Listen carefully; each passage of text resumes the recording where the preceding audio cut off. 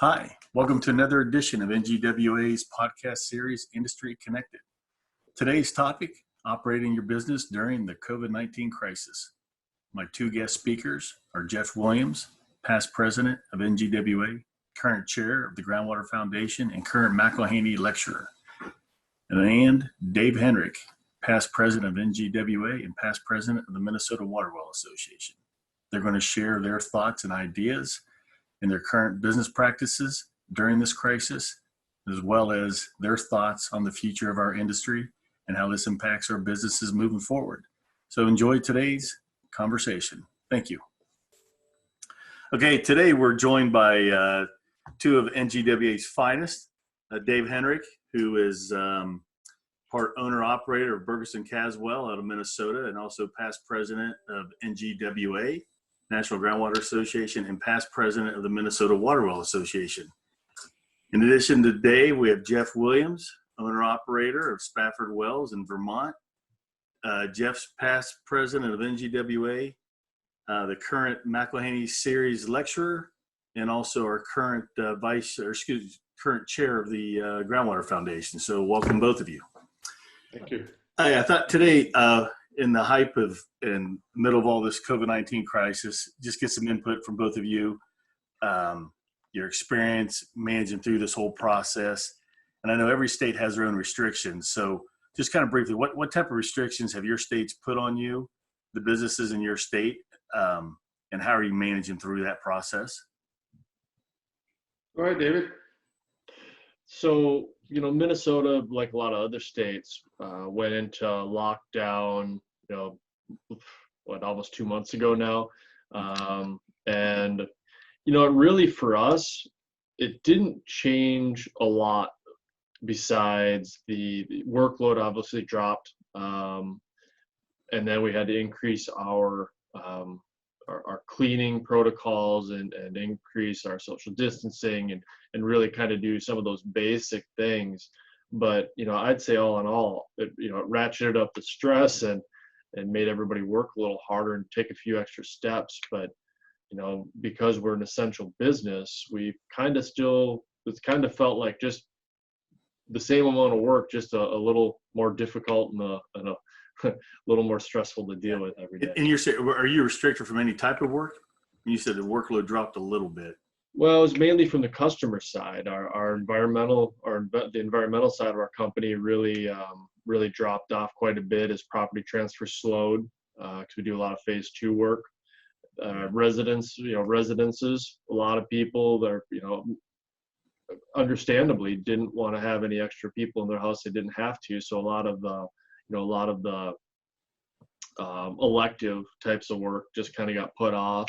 So that slowed that down. But because everybody does need drinking water, you pretty much still have to have the staff on hand for when those pumps do go down, when people lose controllers, because obviously you can't have people going through, having everybody at home and no water is not an option. Right.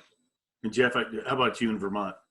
Yeah, basically the same thing. We had a shelter-in-place order that started back in early March, and we fought a little bit. So we had some commercial projects that, of course, got shut down. Residential, house building, all of that got shut down. So that went right out of the schedule until further notice. And we can look back and see the trail that we left. But when it was all happening, it was extremely difficult to keep up with that stuff on a day-to-day, hour-to-hour, almost a minute-by-minute basis. Yeah. And how you're going to operate a business through something like this. I've never seen anything like it before. So, we're all grasping. Our workload went down a little bit early, but it seems to have returned now. We seem to be as busy as we've ever been here. I don't know how long it's going to last, but yeah. It's a very difficult task to manage through something like this. But we seem to have been able to do it okay. So in the beginning, it seemed like something new was coming out almost every hour, every day. Now that's kind of maybe slowed down a little bit. How are you adapting, I guess, as new information comes out? Are you trying to stay nimble, and if so, how? And we got ahead of it. Of course, you and I have had several discussions, David. I mean, we have our group that we lean on for intel and guidance and advice and mentoring, so to speak. So to get in front of the safety aspect of it and how are we going to keep our crews separated and all of those other things, we had to make some quick moves. And as going forward, really most of the processes we put in place early, we all had pretty good guidance and we all used our heads. And but going forward down the road is going to be a little bit of a different looking organization from my point of view. Yeah. Dave, how about you? I guess I'll back up. The work and execution side seems like it's somewhat normalized, but you're right. The management side, the managing the top level executing through this has been very, very challenging. I really do have to commend the NGWA for the timely information that you guys were pushing out. Was really good guidance. It really kept, it helped me keep Burgess and Caswell ahead of the onslaught that was coming. I mean, it helped us understand programs, how to operate, questions to ask, templates. I mean, it really made adapting to it a little bit easier because we did have to put all those little protocols in place and not having to like build your own templates and not having to reimagine everything from scratch was great. Good. Now, so how are you both managing your employee safety now? Well, we started right out separating crews. So we have teams of 2 because most of the time, if you're out doing heavy work, you need pulling pumps and whatnot, you need a crew of 2. So instead of having single crews and they get together when they need to, we just establish these teams. And we have separate facilities for these teams. I have a garage at my house. We set up a crew completely off site. We brought in a porta potty and separate facility for another crew so that they're outside of the building, and then the drilling crew uses the building. And so we really had to separate everyone. We made other offices so that I have 2 office people, and Christy has one office and Robin has another. She's taken my office, so my office is gone. So it looks like I'll be out at a picnic table on the lawn when I get home. We had to manage all of that because you can't. Vermont's got, when I listened to Dr. Mark Levine yesterday, said that they're going to do contact tracing. So if I have somebody that's COVID-19 positive and they've been in contact with all of my other employees, I have a whole division that's going to be shut down for 14 days. And we can't have that. We have to maintain our ability to be able to go and service people and get them back in water. Dave, are you doing something different or the same? I mean, yeah. I mean, we don't cross up our workforce. We try to keep our work teams together as much as we can. Social distancing. We got everybody spacing out on break. I mean, we're lucky to have a fairly spread out facility here. So even our office people, they have their own offices and their own workspace. We only have a few real common areas where people are, like around the copy machine, in the kitchen. But we increased our cleaning protocols throughout the office. So everything from our shop manager is taking from the back to the middle doors, and then the office has spread out the duties to take care of cleaning the office. But every 2 hours, we actually go through the office and disinfect all the common surfaces. Wow. Doors, doorways, coffee pots, kitchen, copy machine, front doors.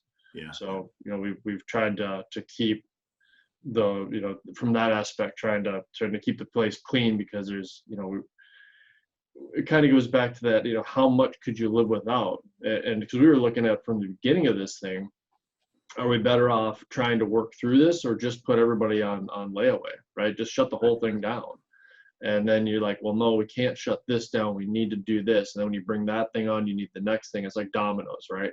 Right. It's like, it basically turned into, by the time we did the math, it was kind of an all or nothing proposition. So we just had to figure out how to try to work on that safety aspect. Yeah. And keep people going and keep people running. So you both talked about how you're keeping the office environment clean. But what about out on the job site? Whether you got a residential home, how do you keep that distancing, or the homeowners just staying in their house?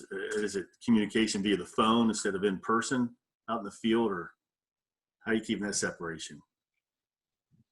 We have a set of questions that we ask these homeowners before we go to do the service. You heard Christy ask 3 different ones today. We had like 7 service calls yesterday. Okay. So we're in 7 different dooryards through the day, and you have to go into houses in order to be able to troubleshoot. And you may have to change pressure tank or whatever. So we have a pretty extensive list of questions, including, has anyone been sick? Is anybody exhibiting symptoms? Are you okay with us coming in? We have our protocols and safety set up. So we disinfect, and disinfect some more. We wear masks when we're working in people's homes, using all the PPE. And after every job, the tools hit the tailgate on the truck and are sprayed down with a Clorox solution to disinfect them. They're wiped away and put back. So it's, it's really a matter of really disinfecting everything. Every surface is contaminated until it's not. Yeah. And we have the customers even open doors and turn on lights and all that for us, so we don't touch anything in their home that we don't have to. Yeah. Dave, I see you kind of nodding your head. Yes, I'm assuming you guys are very similar. Yeah. Yeah. We haven't gotten to the point where most of our tools don't go inside. So I guess we haven't gotten to the point where we're actually disinfecting all the tools per job, but that's a great suggestion. Actually going to talk to our work crews about that after this. But whenever they go inside, they're putting on gloves as soon as they come out of the house. Those gloves are going in a garbage bag and are actually disposed of on premises, if possible.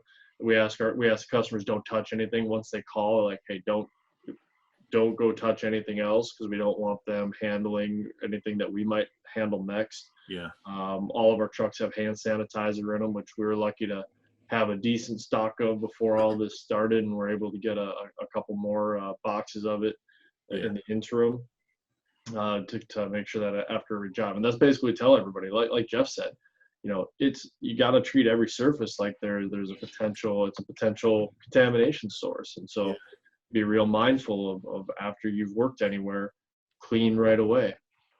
So assuming somewhere down the road this corona, we find some type of vaccine or deal with it a little bit better, have you learned anything from this process that you're going to continue doing? Is it part of the new norm, or things kind of go back to the old ways a little bit as far as with your crews and preparation?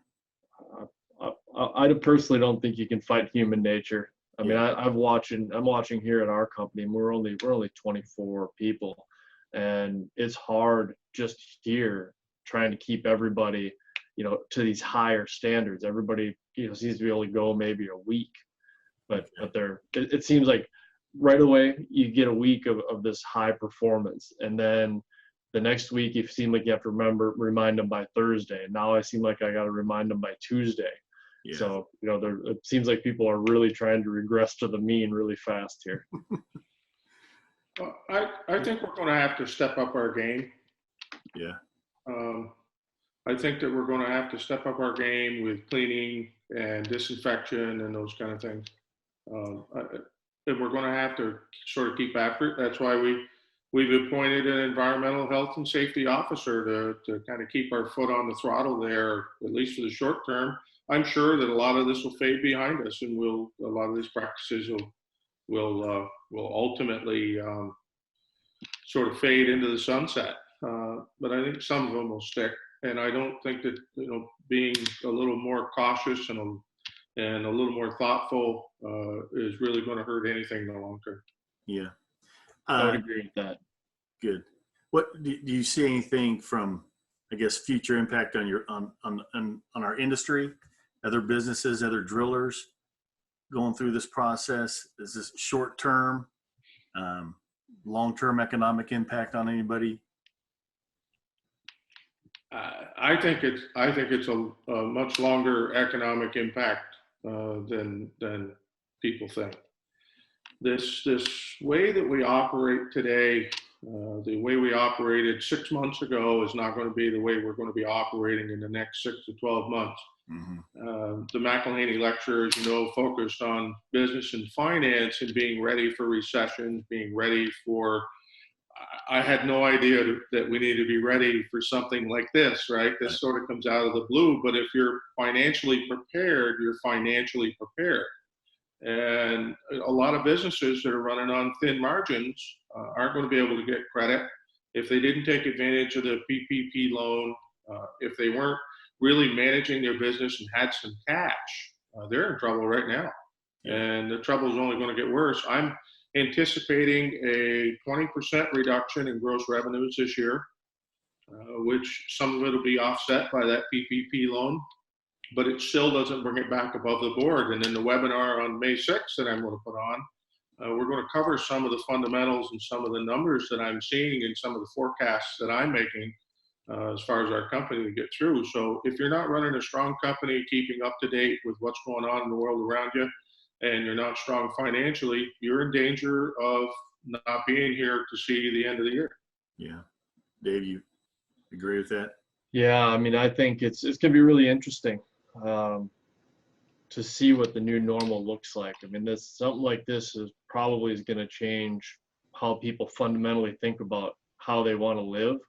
Yeah. It'll be interesting to see what other dominoes that knocks over, and I think we're way too early to know what that looks like. But something like this sure highlights why dense urban living may not be the best place to be if you want to stay healthy. So I see where you see a move to the rural area. I don't know. If you really are worried about pandemics and health, the city of New York, for instance, it's no wonder that they would be the hottest spot in the world, because if you socially distance every New Yorker, they'd probably spread out across the whole state, right? You couldn't even put them all 6 feet apart from each other and stay within New York City. Right. If we're really going to fundamentally change how we live, then those dense urban living is not the way to avoid pandemics. So are you making a prediction that population goes towards the rural areas, which is where the water well drillers live and thrive? You'd like to think that it could be, but Yeah. I'm not sure that as mammals we're evolved enough to think about those kind of solutions. Yeah. And this is why I think that this regression to the mean, I think people are just going to get back to it, because people want to live how they want to live, and I'm getting this every day. The traffic's getting a little heavier as I drive into work every day. People are ready to move on and embrace whatever this new world looks like, I think. Yeah. So both of you took action early for the PPP loans, and I think you both told me you've received your funding. So your 8-week process has begun. How are you, were you advised by your lender how to keep track of your expenditures so that when the 8 weeks are up, you've got an easy process to prove your forgiveness? Or how are you managing through that PPP process right now? We're doing it very differently. Go ahead, Dave, and talk about yours, and then I'll talk about how we're doing it. Actually, I wanted to key in on that and to start off and say, we did. We got our PPP. We got ours as early as I think almost anybody else did. I mean, we closed on ours. We were approved on the 6th and closed on ours on the 10th of April, which is basically 4 or 5 days after they opened the window for that thing. And I just wanted to highlight, it never would have happened without my NGWA contacts. I mean, the network of people that I was able to collaborate with to understand, because I was all over working the EIDL program. Mm-hmm. And then through talking with Jeff and talking with Merritt Partridge and a few other folks, it was kind of like, this PPP, we really probably need to go here. Did a little research, found out you could put in for both, and then swung over. And obviously the PPP was definitely the better place to be. Yeah, we did the same thing. We went to the PPP loan and made out that application. I think I actually made it out, got approved, preliminary approval on the 8th, and we were funded on the 21st. I actually applied for the EIDL loan, and they said that you'd get the $10,000 in 3 days, and that was 15 days ago. Right. So that money's a little slow coming in. Good thing I wasn't relying on that to fund anything. Right. But we got guidance from our banker, very little guidance, because they're so busy trying to put the loans in. There's no way now they they're just beginning to get into the guidance of how to actually do your record keeping. Okay. My accountant was a really, really good resource. And, I reached out to him a couple times. We had some back and forths. I have a couple of his friends. David and I have been back and forth on how we're record keeping. And we're doing it internally, making the transfers that we know are okay. And just record keeping in an Excel spreadsheet, all the other transfers, all the other interest on loans, anything else that is kind of in that gray area. I'm not moving that money. I set up a separate account so that I can move the money every Friday that applies in that week and show the transactions and make notes on it through this process. And I did watch the interview that you had with the two gentlemen from Rhea and Associates. Mm-hmm. And I picked up a couple good things out of there, as far as intel and some insight. So that's going to be important to keep going down the road because I think you've got a really good team there. Yeah, thanks. The one thing I just picked up from you is you've got a separate account. You're not commingling your funds. No, separate not account, at all. so it's easy to track where the monies are being distributed to. I put it right into a separate checking account so I can either write a check out of it or I can do internal transfers over to my main business checking account. So that's what we did. We made that transfer. So all the deductible payroll last Friday, I took that block of money and I transferred it in that block. Gotcha. And I transferred a rent over in that block. Okay. A utility over in that block. Each utility, not even combined utilities. I mean, we are breaking this right down to every one of these invoices. And we got a folder going on that we're actually keeping track in that folder with copies of every invoice. Nice. Dave, you guys doing the same? Well, this is always from the get-go. I viewed this as a very interesting exercise to see how good my bank was. Yeah.